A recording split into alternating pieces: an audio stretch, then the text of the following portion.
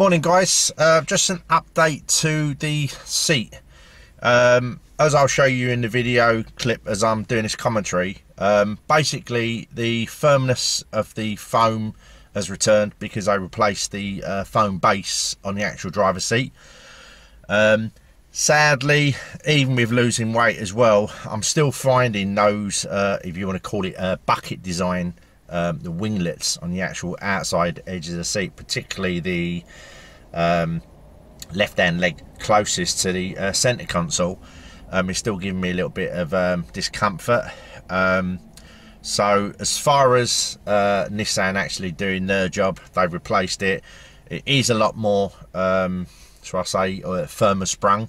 I don't know if they've done anything to the actual seat base itself. They might have actually renewed the springs, I don't really know. It does feel a lot firmer, but that just, like I say, could be because of the actual foam density is new again.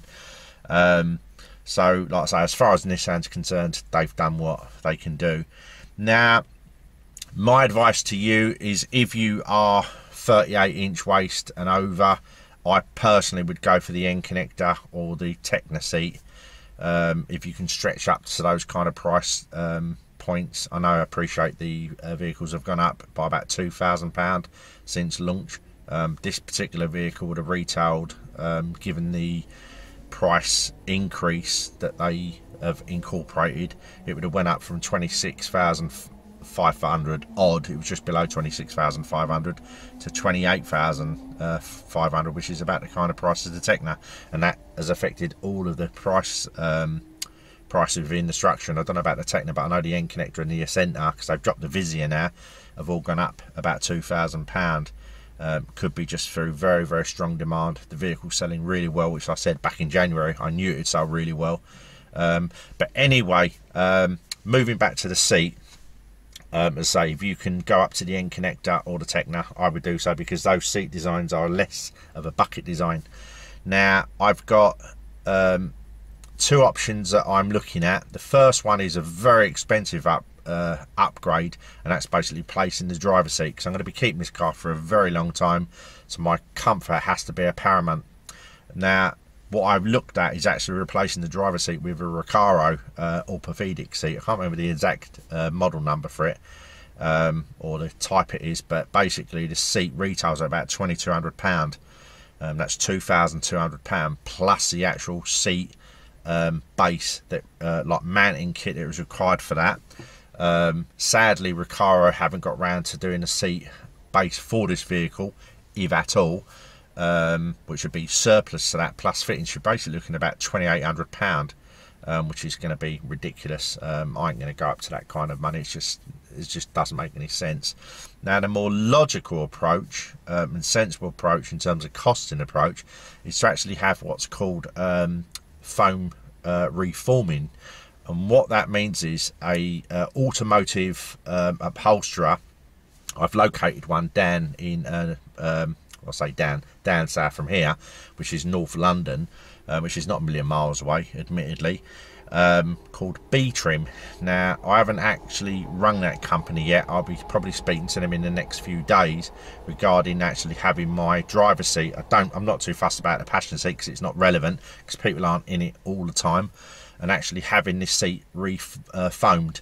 Now basically what that means is they can either do defoaming or refoaming, and refoaming, as the name suggests, is actually adding layers of foam to the original seat base, and then basically using the original cover to go back over it. Now it means that the stitching isn't going to line up dead straight on the wings like it would do, I assume, because if they add more foam, unless they cut the actual fabric and actually resew it together, like cut a layer out of that and then resew it so then the trim matches up, that might be something that they may have to do if they want to keep it looking for the customer really, really nice,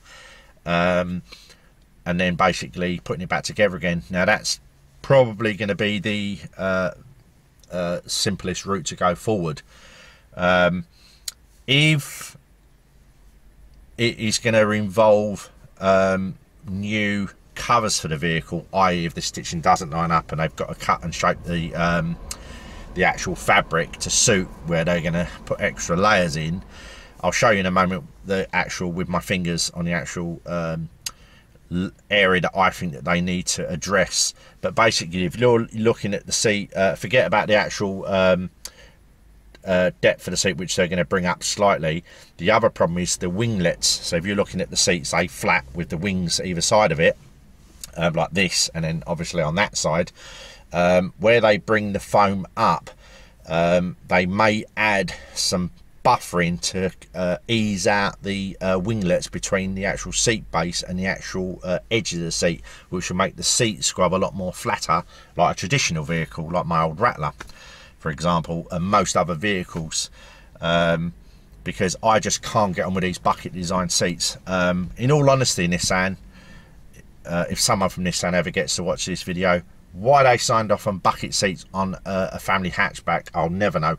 I've owned sports coupes, very hot hatches over the years, and even very sporty, rapid sports saloons and coupes don't have bucket seats as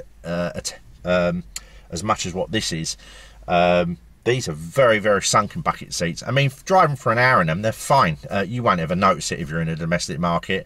In fact, they're very snug, but they're too snug for all-day use. And I've noticed the Ascenta's got exactly or very similar design as what these have got.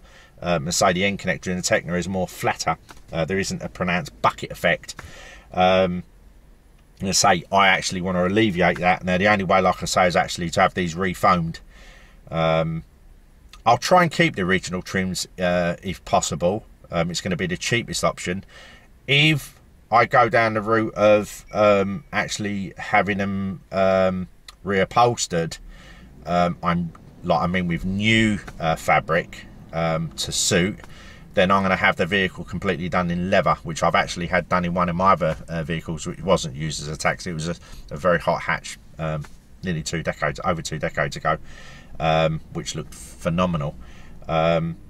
Depending on cost and factors like that, that might be an option to actually go down. I mean, I'd actually have ideally liked to have had leather in here in the first place, because it's so much easier to keep clean in our industry, and it looks a lot smarter as well. But anyway, that's moving on to the next stage, which will probably be a lot of money, but so we'll cross that bridge when we get there. But as of now, I'm still not happy with the seats. I'm tolerating them, and if this seat base actually does go down within, say, the next month or so, like the early one did, then this isn't going to be satisfactory anyway. And I say, like I've said, guys, I'm in the vehicle for 9 hours odd a day. I am actually doing a lot of walking to actually be out of the vehicle, because I'm still trying to lose weight. But even so, when I'm actually in the vehicle, I actually do want comfort, and this bucket design actually is something I'm actually going to try to get rid of. As I say, I'm not too fussed about the passenger side one. It's mainly for my seat.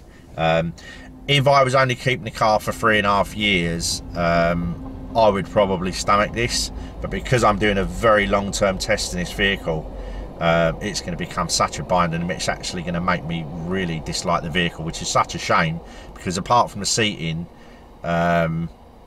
there's nothing I can fault the vehicle for. As you'll see in my 10,000 mile update, which is probably coming the end of this week, and I'll do a full 10,000 mile update, as I say, with that.